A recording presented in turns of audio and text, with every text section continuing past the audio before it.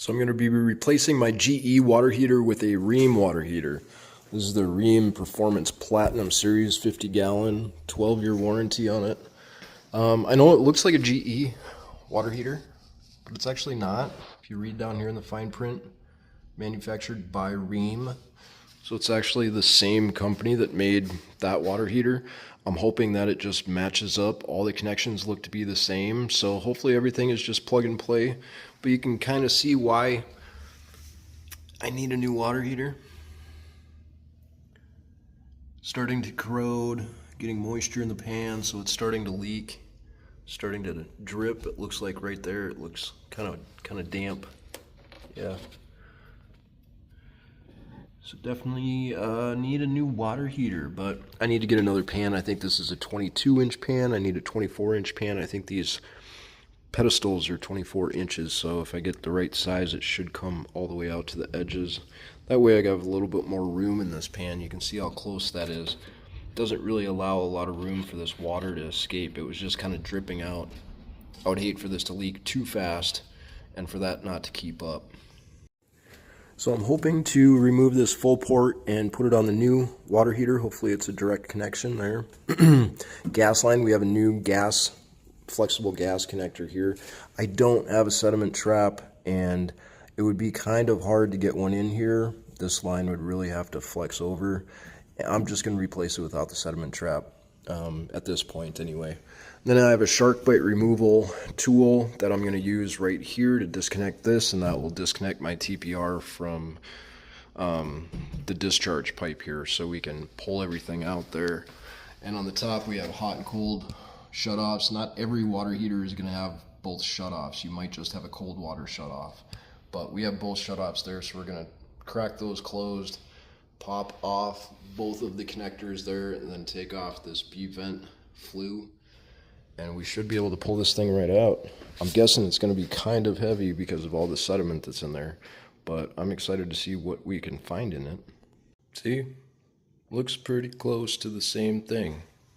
Shouldn't have to move things around too bad. Got the same connectors on the top, and TPR valve right on the front right, burner, gas, connections, all in the same spot. Not hardly moved at all. Heck, some of the stickers, do not block stickers, are even in the same place. So you can see that it was manufactured by the same company. So if you like your GE water heater, we got a lot of life out of this. This is what, a 2009? Yeah, so we got 16 years out of that. $1,000 water heater. I think it comes with a 12-year warranty. This one comes with a 12-year warranty, so it's not bad. Well, we're making progress. Got most of the water out of the tank. There's still a little bit in there, but one tip, don't use one of these flexible hoses because it doesn't have enough pressure to expand the hose. It just dribbles out. So I've been hauling it out bucket by bucket because I don't have a regular garden hose. I got the gas line disconnected. Got the hoses disconnected up there, the brass water lines, and also the flue, the hood on that. This is going to be the new one, and these are going to be our new connectors. So these are the new things I got to put on it: cold and hot lines, and a flexible connector. This comes as a kit from Home Depot. You can get all these pieces. These come as well in that kit from Home Depot. It's really handy. It's only a 1/2 inch flexible gas, so make sure your water heater requires at least a 1/2. Some of them require 3/4. But also I wanted to add a sediment trap, and the guy at Home Depot is really smart and pieced one together for me. That's really all you have to do. Get 4 different pieces, 5 I guess, or 4. This is a piece of the gas line. This piece in the top up here was actually in the flex line. That's how it came. So these 4 pieces you're going to get. One, that's going to be your plug. Then you're going to have your nipple. Don't worry about the shark bite disconnector. That's a piece of crap. The 1/2 inch plug. 1/2 inch plug on this one. This is going to be the T, and I think this is going to be the cap. So you got a T, galvanized T here. You're going to be 1/2 inch galvanized, fitting here. 2 male sides on that. 2 male sides on this one. This is going to be your actual drip leg. Then you get a 1/2 inch galvanized cap to go on there. And the way you're going to connect it, you're going to connect it like this and have the gas line come in through the top so you can clean the sediment out of this trap occasionally.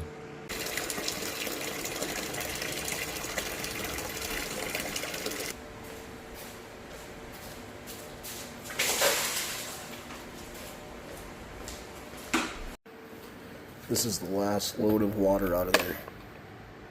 Look how nasty that is.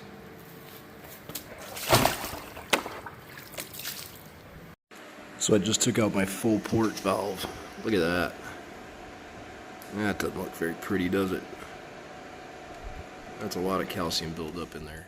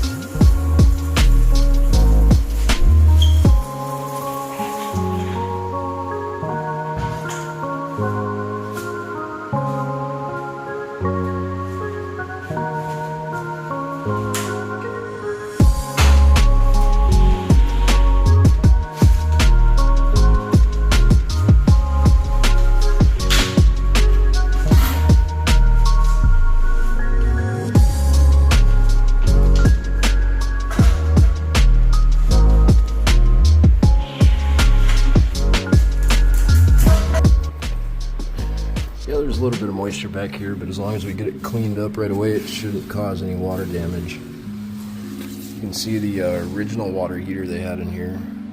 They didn't have a pan on it. So the house was built in '98, and this was a 2009 water heater. So they had a water heater for, you know, almost 10 years, and they had to replace it. And then they put a pan on here, and then this one lasted about 16 years. So water heaters come and go. It's best to try and install them as good as you can to protect them from any type of damage like this.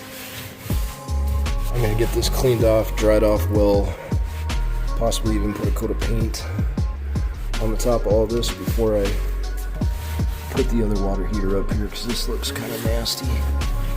Make sure I get all this wiped up, all this moisture going into the trim. Don't want that to cause any problems. It's a bad day to do this because it's raining outside today, so the humidity is high, so the stuff isn't drying as fast as it typically does. You can see when I pulled that water heater out, just a whole bunch of more crap came out. So you can see all the rust and grossness that was in that water. Likely your water heater looks the same on the inside too. See all that sediment? It's all from the water heater. My garage floor is dirty, but it isn't that dirty.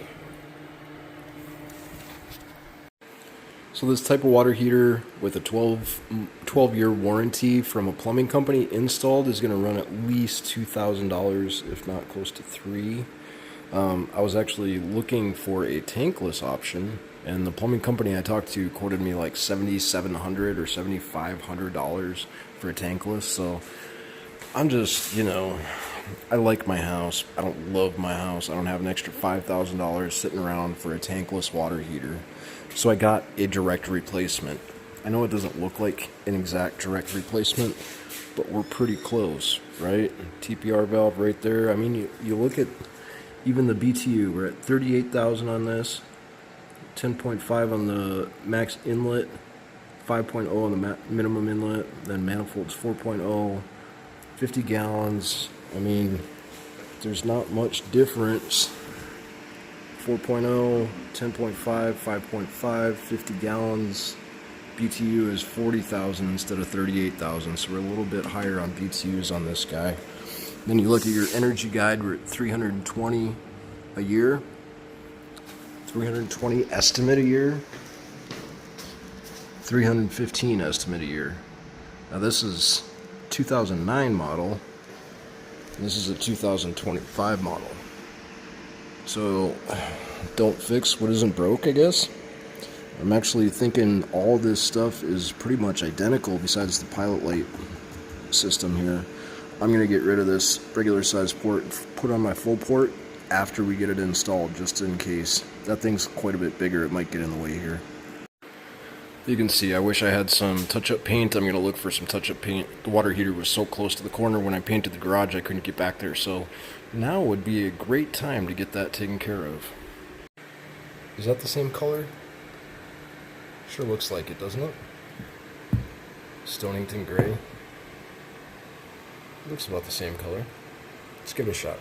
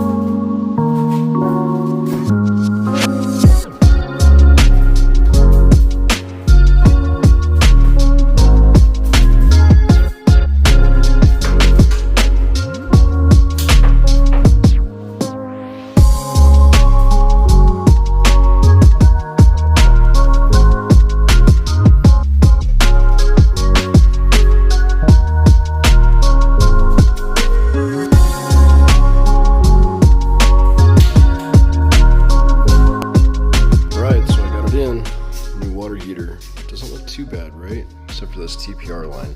You can see here that it didn't line up quite like the last one did, so we're gonna cut this off, extend this out, curve it back, and then connect it up here. I'm gonna practice my sweating skills on this one, but I think everything lined up pretty well. I don't think it turned out very bad at all. One thing to note about the gas connections, got to use some extra Teflon tape on this connector because it kind of bottoms out, or this head hits this metal piece before the threads stop. So you had to wrap that in like 3-4 wraps of Teflon tape to get it to seal. Had a couple little gas leaks, so I had to take everything apart and redo it. I know it looks like a freaking DIY goop mess here. I'm going to clean it up a little bit, but I had to take everything apart like 3 times and do it. So pan worked out, put some paint down there, got it all cleaned up. Not too bad. Now this Rheem water heater is a 50-gallon, 2025. It cost me $1,100 for this and the installation kit from Home Depot.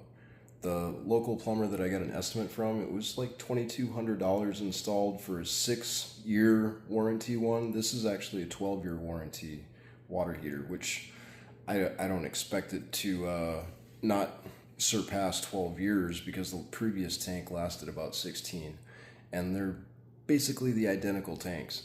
But if you think about it, so I got quoted for that tankless water heater like $7,500, And I did the math, and let's say that tankless water heater lasted 20 years.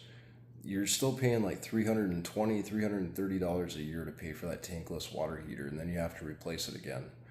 This guy right here, $75 a year. And, you know, they're very efficient units as long as you have it in a garage. One thing I have to put in here, just due to the year that this house was built, they didn't put combustion air vents in here.